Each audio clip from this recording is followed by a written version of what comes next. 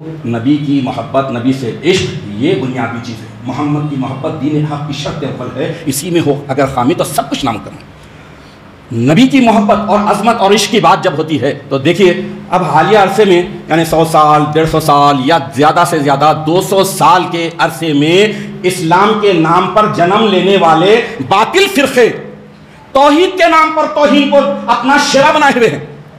جہاں پر نبی کے ادب کی بات آتی ہے تو اتنی بڑی بڑی زبان، کیونکہ وہ شیطان کی اولاد سے بن گئے۔ شیطان ادب کو پہلے چھوڑا، عبادت بعد میں چھوڑی، پہلے ادب کو چھوڑا، پہلے توہین کی۔ تو آج دیکھ لیجئے کہ اسلام کا خوبصورت نام رکھے، عظمت کے قائل نہیں ہے۔ معراج ہوئی تھی، جسمانی نہیں ہوئی تھی، نبی کی عظمت کے قائل نہیں۔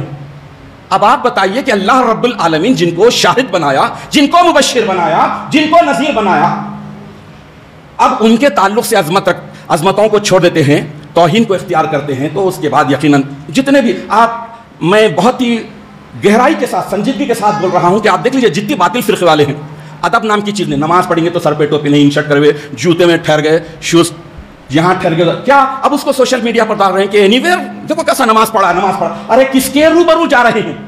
ادب کا تقاضا کیا یہ ہے کہ اللہ رب العالمین کے روبرو گئے ہیں، پھر ایک اپنے باس کے پاس جاتے تو بڑے ٹپ ٹاپ، بڑے پرفیوم مار کے، بڑے سلیقے سے نہا دھو کے اچھے کپڑے پہن کے رب العالمین کے سامنے آتے کہ ٹوپی ضروری ہے، کیا اسلام میں ٹوپی ہے یا ٹوپی میں اسلام ہے؟ سوال ہوتا ہے۔ داڑھی میں اسلام ہے یا اسلام میں داڑھی ہے؟ یہ سوال کیا جاتا ہے۔ ارے ادب کا پیکر دیکھنا چاہتے ہیں، عظمتوں کو ماننے والے دیکھنا چاہتے ہیں تو میرے نبی پاک کے صحابہ کرام رضوان اللہ علیہم اجمعین کو دیکھو۔ نمازیں دیکھنا چاہتے ہیں تو مولا علی کی دیکھو نماز، کہ ادب کو اتنا ملحوظ رکھے ہیں، اللہ کے حضور اور شہود میں پریزنس میں ایسے ہیں کہ نیزے کو ٹخنے سے نکال دیا گیا، خبر نہیں ہوئی۔ عزیزان محترم، یہ جو باطل فرقے آئے ہیں، سب سے پہلے ان کے پاس سب سے بڑا وائرس ہے توہین رسول، سب سے بڑا بے ادبی۔ ارے بے ادبی کی وجہ سے رجیم الی یوم الدین ہو جاتے ہیں۔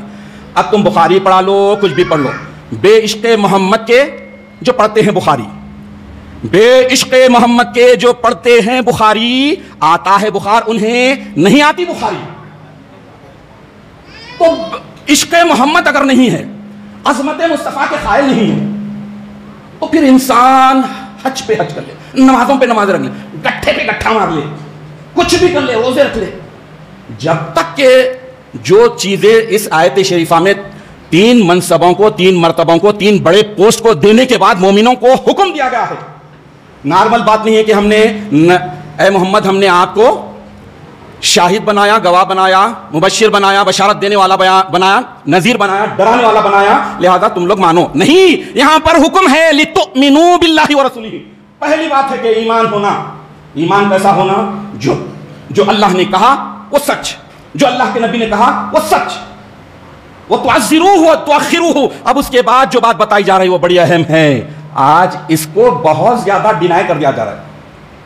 آج سب سے زیادہ جس چیز کو ٹھکرائی جا رہی ہے وہ ہے نبی کی عظمت، توہین، ادب کو ملحوظ اگر نہیں رکھیں گے تو کیا ملے گا؟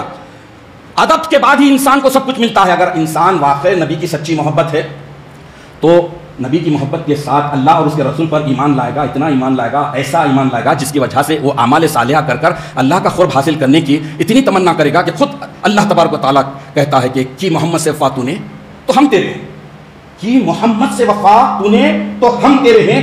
یہ جہاں چیز ہے کیا، لوح قلم تیرے ہیں۔